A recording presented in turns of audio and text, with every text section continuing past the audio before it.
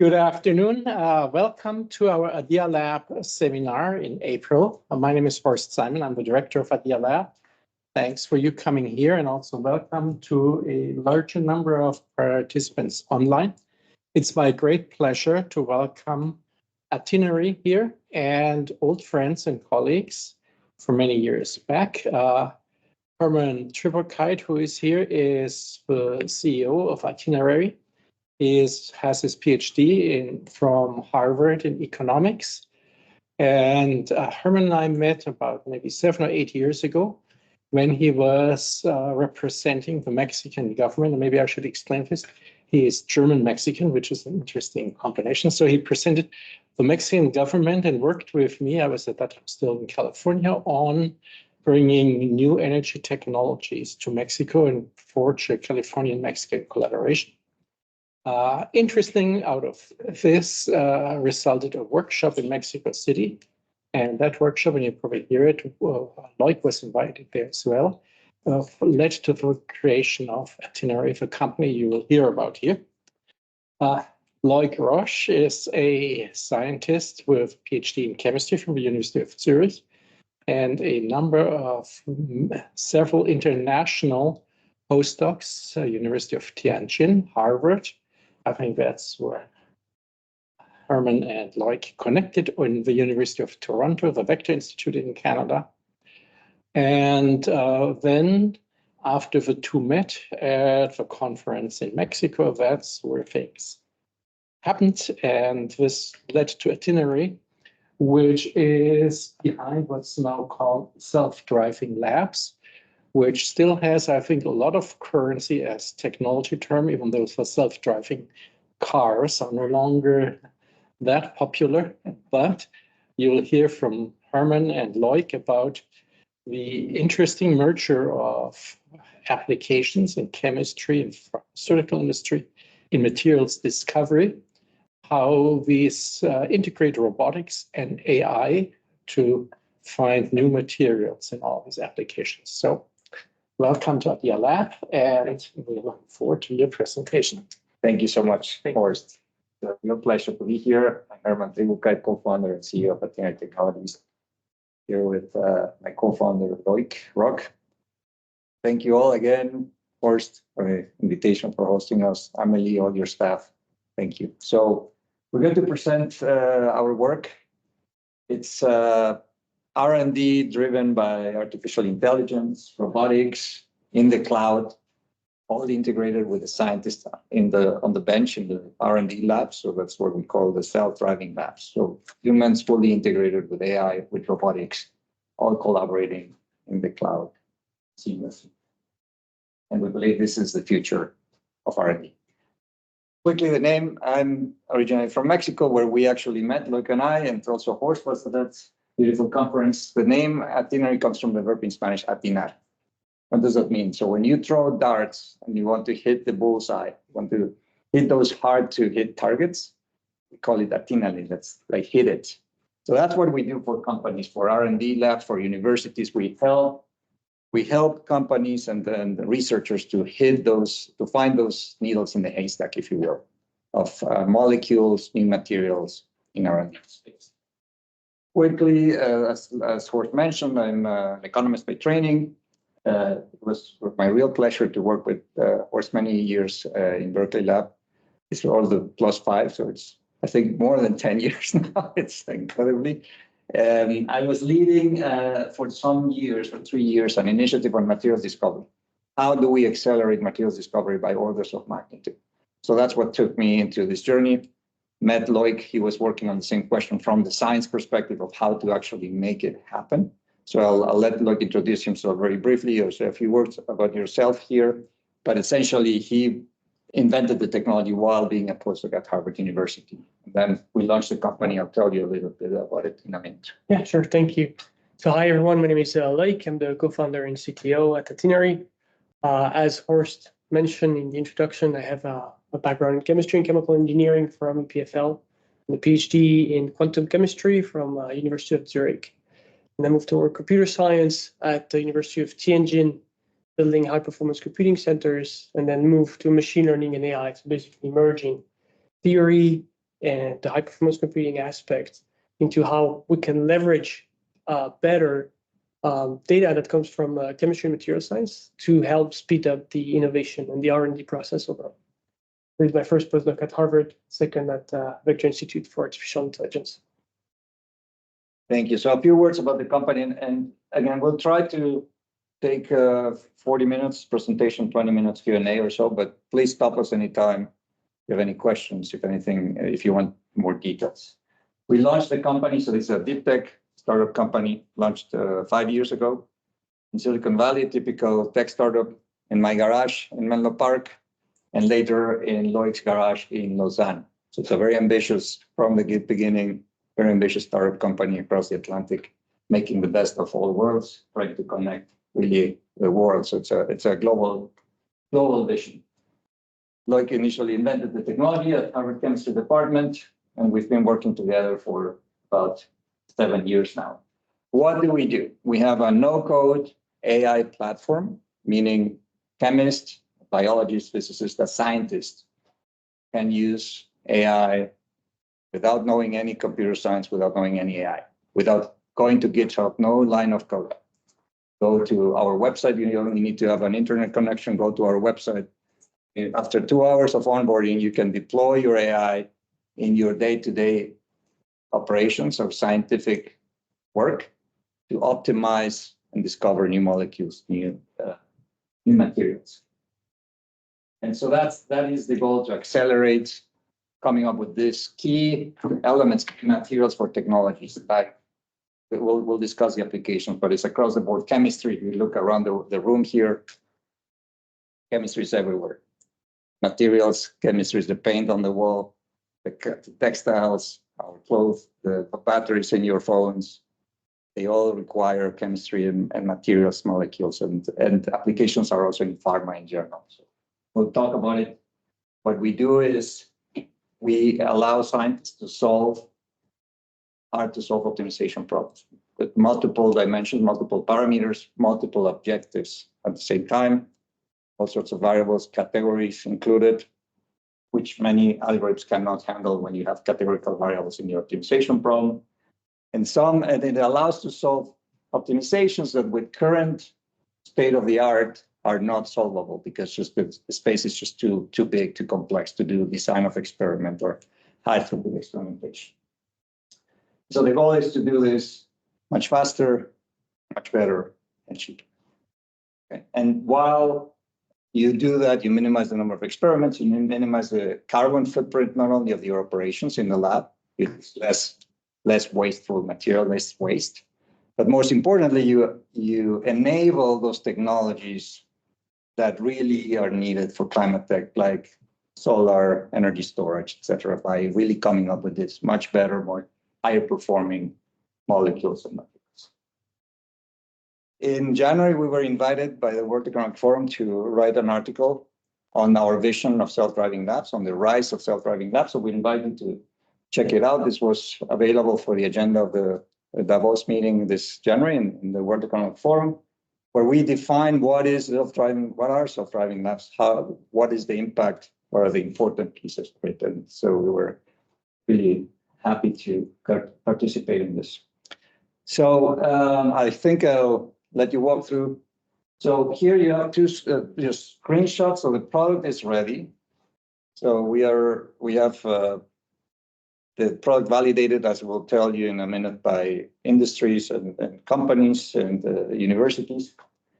You see here the landing page that Loïc will walk you a little bit about it. We also have a data analytics module that helps the scientists visualize the results and what's driving the results of the experiments that shed light on this black box of AI to understand why are the algorithms doing what they're doing and try to refine it.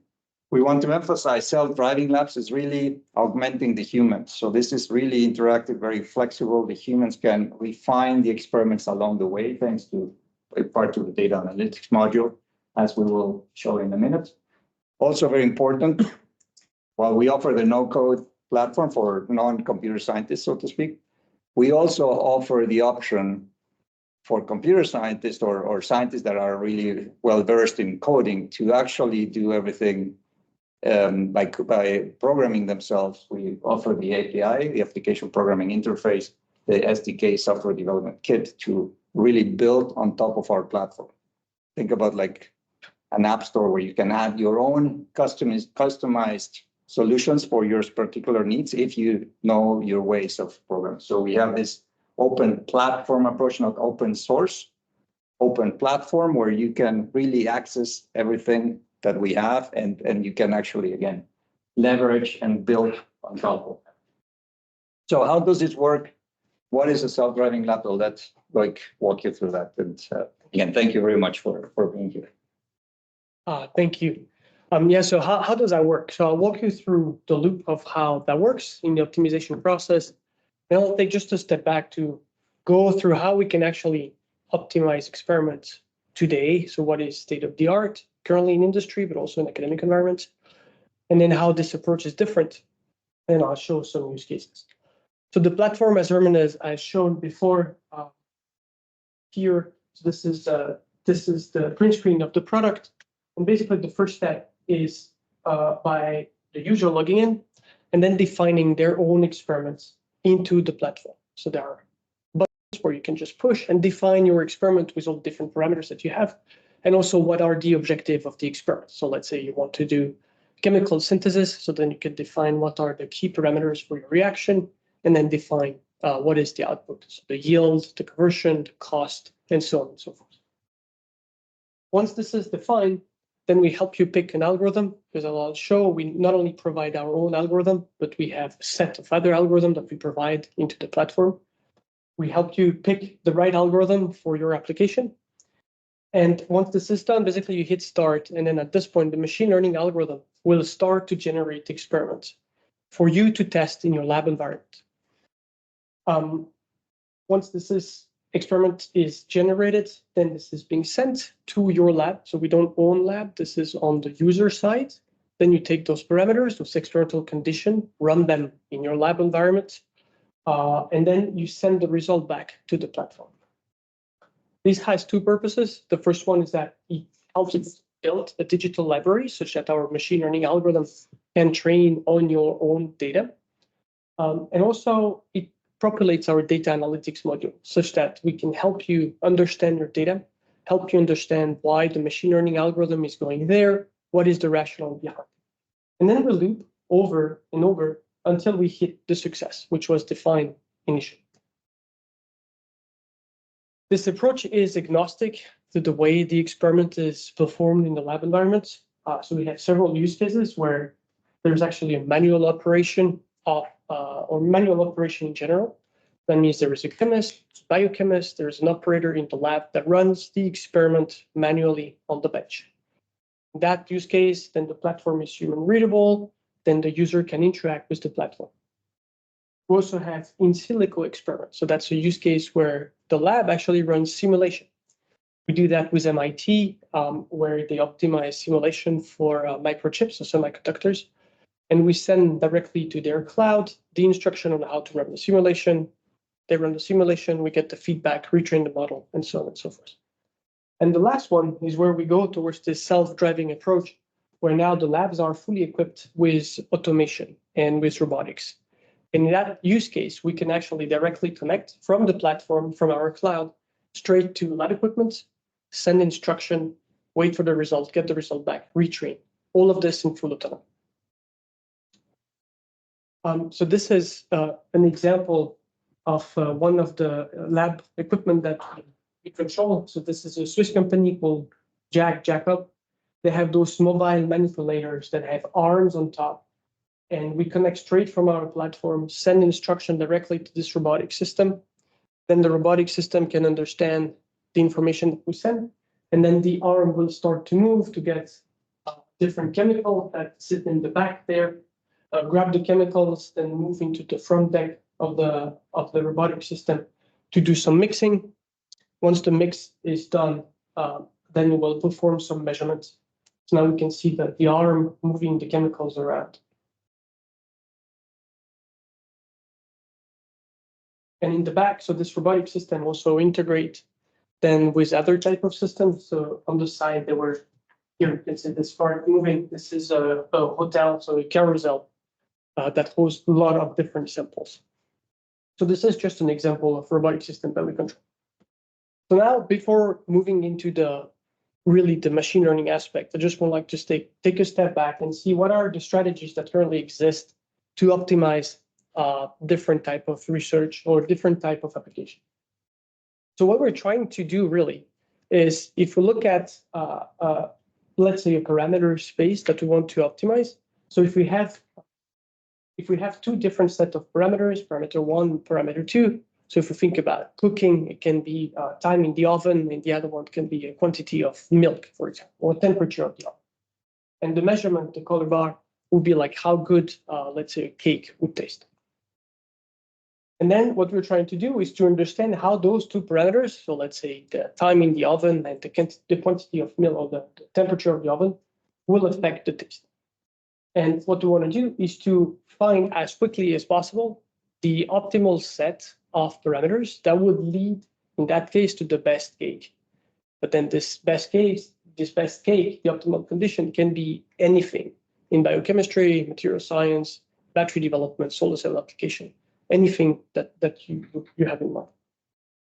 So to do that, one of the most widely used optimization technique is called DOE, for design of experiment. This is a very old technique. It's widely used in industry. It was invented in 1935. So just to tell you, things have evolved since then. And the way it works is that basically you impose a design on this set of parameters. So those are the blue dots there. You compute all the experiments or run the experiment in the lab. Then you look at which one is the best. Then you refine, run a subsequent design, and you loop over and over. This is a very long process. You can miss lots of very important points, and it doesn't work in all use cases. Then what can be done is something called OFAT, one factor at a time. So here what you do is you fix all parameters but one, and you optimize for this parameter, try to find the optimum, then you fix this one, unfix another one, and move along the perpendicular direction. So here we will fix parameter 1, do a bunch of tests along parameter 2, find the optimum, then move perpendicular to it, and then we look at which one is the best. In that case, this is the well down here, which is far for the optimum that was on the top right there. Another one that is widely used in biochemistry environments, because experiment can be heavily parallelized, is HDE, high throughput experimentation. So here you throw a bunch of points. Everywhere you build a large grid, you test everything, and then you hope that you will hit something that is good, or at least that matches the target. This is very expensive to run. And the last one, which is the one that we'll talk about after, is based on machine learning. So now machine learning has a complete different approach. So instead of following a very rigorous design for the experiments, the design will evolve as there is new data that comes in. And this design will evolve such that we can understand better the underlying function. So here, how the temperature of the oven and the time in the oven will really impact. And this is what we will try to do. So how can we use Bayesian optimization to actually turbocharge research and development? So the goal is to reproduce something that is called the objective function with as few experiments as possible. So we want to understand how the function that is in black here can be evaluated very quickly with as little experiment as possible. The point that you see in black are actual experiments that we'll perform. And as we gather more information, we can reproduce better and better this black function in fact. And in the platforms, this is a print screen of the platform. We have lots of different algorithms. We provide our proprietary algorithm at the top, are based on Bayesian optimization. Some of them are based on Gaussian process. We have some deep neural network as well, and some on expected improvement. And then at the bottom here, we also provide lots of open source algorithm. And the way we build the platform is very flexible. So if there are clients, users that want to have other type of open source algorithm in the platform, you can also plug them in so that you can use the entire ecosystem of the platform to speed up your R&D. We can also do something called Pareto optimization or multi-objective optimization, because most of the time we don't want to optimize only for one single thing. Let's say chemical reaction, their yield is for sure important, but the cost might be another important factor, or the time, or the sustainable aspect of the reaction. But all those objectives can be competing objectives, and therefore we need to trade off between those competing objectives. And this is what Pareto optimization is for. We have different techniques to allow to run Pareto optimization. Then we have another type of algorithm that we call itinerary Emmental. So first, as a Swiss company, we had to have some cheese involved in the development. And the goal of itinerary Emmental is to actually instruct the algorithm of what are unfeasible regions. So let's say prior to starting your experiments, you already have some chemical or physical knowledge about your experiment, and you know that some combinations are forbidden. But this can all be instructed to the algorithm such that you will always aim for the cheese and avoid the holes in the optimization process. This comes with a lot of different flavors. So we have some exclusion constraint, conditional exclusion constraint, linear constraint, or choose from constraint, which is more of a combinatorial approach on how to mix different components together. Yet another algorithm that we have that is extremely powerful is transfer learning. This is an algorithm that we published. It's based on neural processes. It's called SEMOPT for semantic memory optimization. It's a paper that we published about 1.5 years ago. And here the goal is to help the user that already have data to learn from this and transfer this information into their new application. But this can even go further, and that's something that we're doing with a grant that we obtained from InnoSwiss, where we're actually looking at databases that are publicly available, build data set for clients or users, and then do transfer learning with this approach to help the users further speed up their discovery process. As Hermann mentioned, we also have a data analytics aspect into the platform. And here the goal is really to help you understand your data. So this is how it looks. This is a print screen of the data analytics module. We have several different plots into the platform. Those can be really generated in just a few clicks. And this is one that is extremely useful. That's one of the favorite plot that we have in the platform is called parallel coordinates. So this plot really helps you understand the correlation between all the input factor and the output. So in that specific example, the first 4 columns are input parameters, and the last 2 are measurements that you would perform in the lab. Each of the single line is one experiment that was performed. Then, since all the plots are fully interactive, then if you're interested into looking at the specific part of the plot, then you can highlight what set of combination led to this output. And then you can understand how sensitive each of the input parameters are to the output. Another powerful plot that we have is something called dimensionality reduction. And this is very helpful when you want to move from small scale and move towards scaling up the process. So here what you see is this is actually what the algorithm sees. So this is called, for the one that are familiar with machine learning, this is the surrogate model that we see here. This is an example where there are 6 parameters to optimize, and we want to reach 3 different specific outcomes.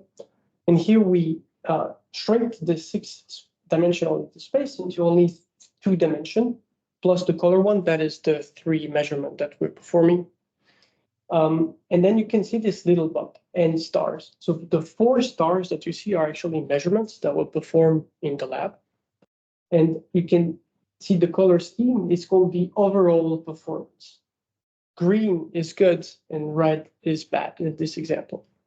So now you can see that at the very beginning, since there are only 4 experiments at this point, the algorithm has very little knowledge. Therefore, most of the surface is this light green, which is between the good and the bad case. But as we train and collect information from the experiment, then we start building this surface, and the algorithms start to understand better and better how complex the application is. So now you can see here that actually there are lots of local minima. The red star at the top right is the global optimum. So that's the one that satisfies all the constraints in terms of the performance.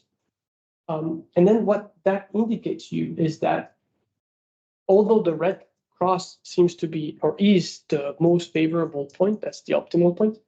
If you want to think about scaling up your process, it looks like this well over there is very small, narrow, and deep, which is not ideal to scale a process. So then you might be better off in the center where maybe you lose a little bit the performance, but it's wider.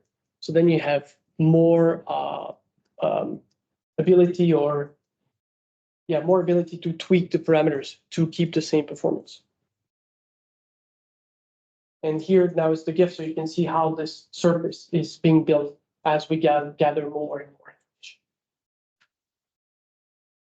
Now we're moving to use cases. So the first one is on heterogeneous catalysis, and this is a use case of where we can use Pareto optimization. This was done and published a few weeks ago in Chem Catalysis, journal from SEM Press. Really happy that we made it to the cover. And this was done in partnership with ETH in Zurich, and they have a huge facility for catalysis discovery. The specific application is on discovering novel catalysts to convert CO2 into methanol, so a fuel. And this was a very complex search for the algorithm. So there were 11 parameters, 7 constraints, so that led to a total set of combination of 20 millions. So if we go back to the different strategies to optimize, so if they were to go with high throughput experimentation, they would have to run 20 million experiments to test everything. So of course, that is not doable. So here we start with zero data. We didn't pre-train any algorithm. We didn't look at the literature or anything. So this is the first set that was generated by the algorithm. There are 24 experiments in here.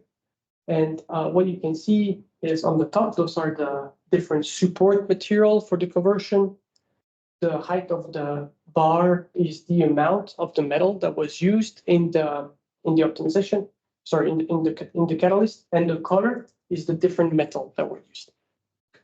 And then in the first step, what they wanted to do is to maximize the conversion of CO2, maximize the selectivity of this conversion towards methanol and methanol only, and minimize something that is very toxic for this experiment, which is the creation of methane, and minimize the cost. And after this very first iteration, the algorithm already picked that the objective were those 4, and then the algorithm went straight into this set where the support is zirconium and then the metal is copper. And this combination is actually the best known in industry today. And as we continue the iteration with the 3rd, 4th, and 5th iteration, because of the cost, the size of the bar will reduce so that we use less and less metal in the experiment. Then we did a second experiment where we dropped the cost. So we're not interested in optimizing for the cost. We wanted to maximize, again, the CO2 conversion, the selectivity towards methanol, and minimize the selectivity toward methane. So again, starting from this initial set, then the algorithm understood the experiment was now a different objective and moved towards a different combination of metal. Now it picked again zirconium as the support, but now it's picking indium, which is much more expensive. But this combination is today the current best reported in academia. So in this example, we did 120 experiments overall. And last week or 2 weeks, we had the webinar where our great partner, Paco Lave, the head of this catalysis initiative in Switzerland, presented the result. And here in this video, you'll hear him explaining how that compared to industry research.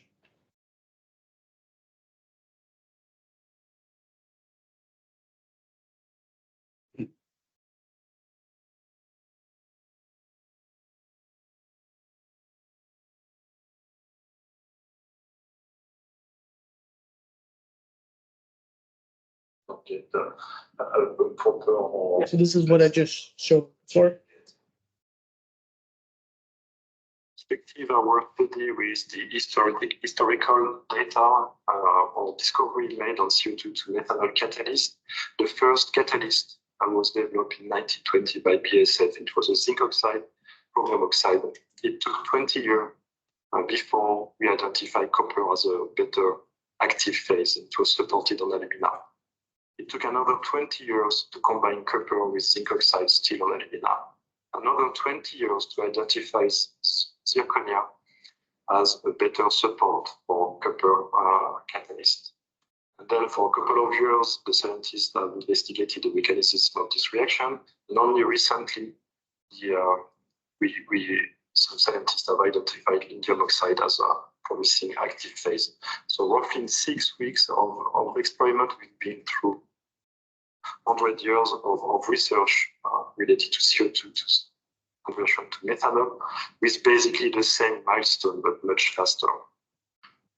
So as a conclusion, we saw that ETH has an operational state-of-the-art data-driven automated and high-throughput platform with broad capabilities in terms of catalyst synthesis, testing, and characterization. We are open to work with any academic and private research institutes, and we have validated the experimentally guided Bayesian optimization to screen very large parameter space using Atonary SD labs. And we believe this is a very efficient method, and it's going to set new standards to screen and accelerate catalyst R&D. And as Yeah, so this is yeah, there we go. Okay, so that was one of the example where we actually helped this research lab to condense 100 years of research into 30 days. Again, that was a rediscovery, was a proof of concept, and now we're moving a step forward where we want to go fully towards new catalyst development. And this webinar is available online. Yeah, You can absolutely. share the Actually, link to with Horst. yeah, we'll share the link. This is on the QR code here. This will bring you straight to the YouTube link that Hermann was showing.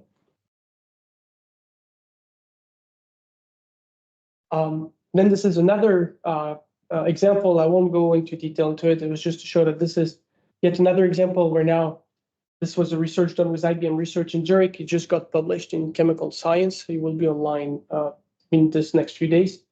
And here what we see in this image is yet another Swiss company. It's called ChemSpeed. That's the robotic system that we see in the background.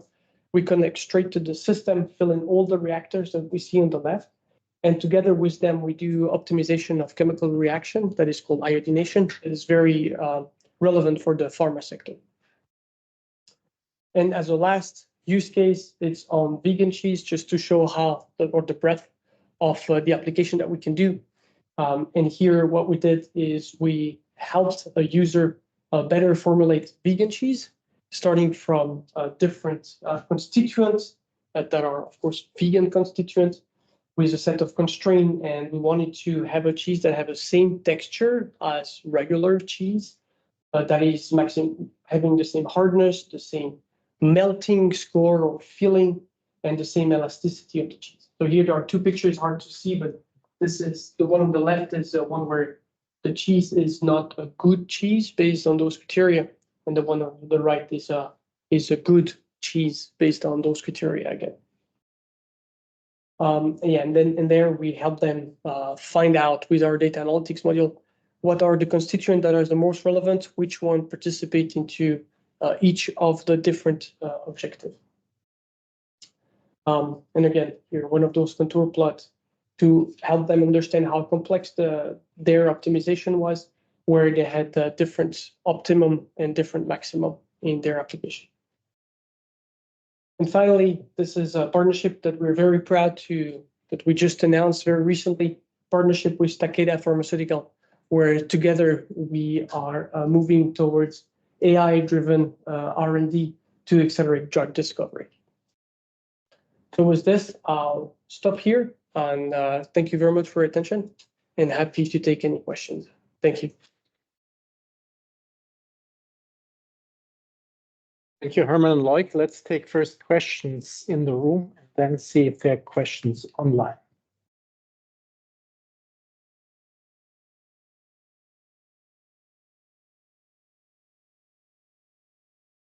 questions?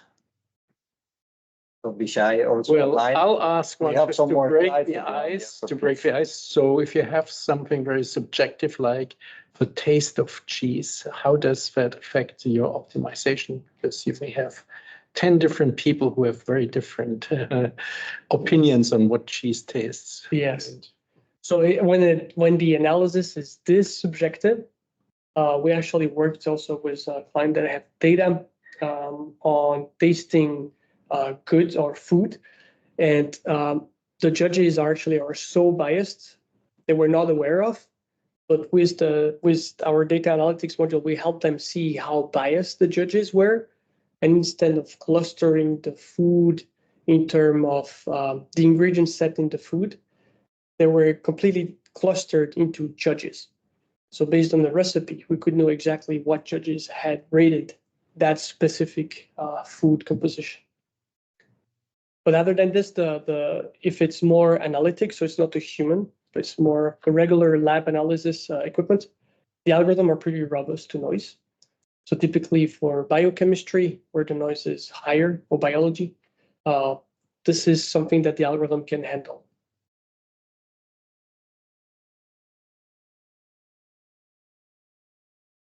Thank you.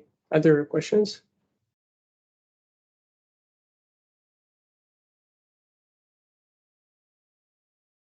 Are there any questions online? Yeah, there is one. Just stop one raising their hand. Yeah. But quickly unmute the person.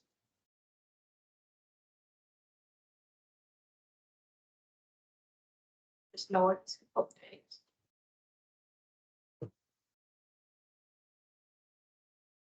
Adil, go ahead.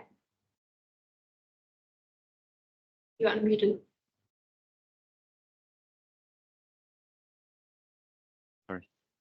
Hello, thank you for the presentation. And I would like to know if the algorithm is robust enough when noise has a big part of the signal, like what happens in finance, where the noise can be much bigger than the signal itself. Yeah, great question. So we did some analysis. So if the noise is up to 30%, we can still handle this. The algorithm will take more time, but it will still find the optimum. If the noise is larger than this, then we have other techniques, not yet into the platform, but other techniques that we're working on, where we can actually entirely split the noise part. We have an algorithm that will learn the noise part and then learn really the real function in the back without the noise, and then reassemble them. So we have techniques to actually handle those cases where the noise is larger than the signal itself. Thank you. Yeah. Very keen to see how it works for that for these situations. Yeah, absolutely. Thank you.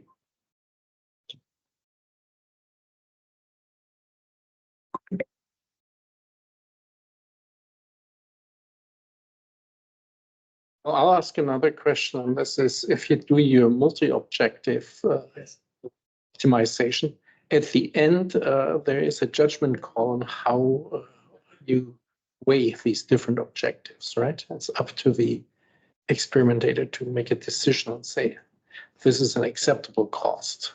Yes. Yeah, so there are two ways for the user to deal with this. So one of them is to actually add a weight into each of the objective. So you can tell, okay, my first objective is 10 times more important than the other one. And you can weight them like this. Mm-hmm. Or another way to deal with this is more following a hierarchy. And then you can say, okay, this is my top priority. So I put it really high in the hierarchy. And then you can have a threshold saying, on this top priority, I'm willing to sacrifice this amount. So this is still tolerable to me. And after this, I can move to the next objective, and so on and so forth. Okay. I have one more question. So do you have a story of a genuine new discovery of material that nobody has thought before? Yes. We do. So we actually worked with a company where they sourced part of their chemical in Russia. And this was the only provider for this specific material. Do we have a And slide? they're Slide. and that was the only chemical that they had for their specific application. And then the war hit, and then they were not able to source from Russia anymore. So they had to find an alternative. But they still needed to run the same process, right? So we helped them find an alternative to still run the process. So that was a new route that they didn't think of that led to the same outcome, but through a different path. And in that example, it took them only 2 months to find this alternative ingredient. So in 2 months of using the platform, they identified it and filed the patent.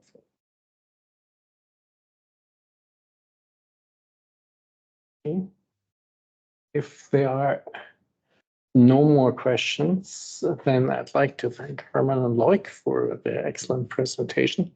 And I'd like to invite you all to enjoy company and network with our presenters and ask more questions, maybe privately, if you don't want to ask on the record. That's always a possibility. Thank you.